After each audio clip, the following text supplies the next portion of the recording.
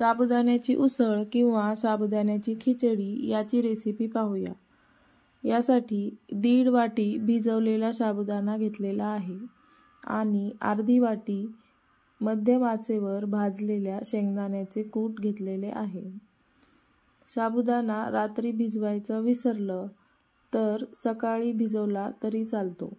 2 ते 3 तासामध्ये साबुदाणा व्यवस्थित भिजला जातो। यानंतर कढईमध्ये 1 मोठा चमचा तेल किंवा तूप घेऊन त्यामध्ये 2 मिरच्या आणि मध्यम आकाराचा बटाटा कापून घालावा। बटाट्यामध्ये 1 चिमूटभर मीठ घालून झाकण ठेवून बटाटा व्यवस्थित वाफवून घ्यावा। बटाटा वाफेवर शिजला की त्यामध्ये साबुदाण्याचं आणि शेंगदाण्याचं कूट यांचं मिश्रण घालून घ्यावं। यामध्ये चवीप्रमाणे मीठ घालावे।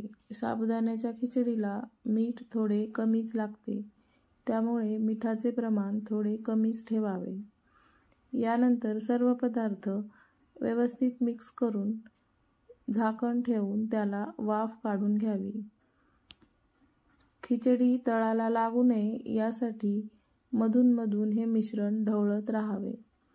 अशा प्रकारे 4 ते 6 मिनिटात वाफेवर साबुदाण्याची खिचडी तयार होते।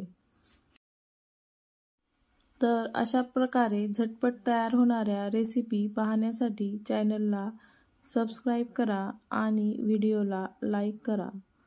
धन्यवाद।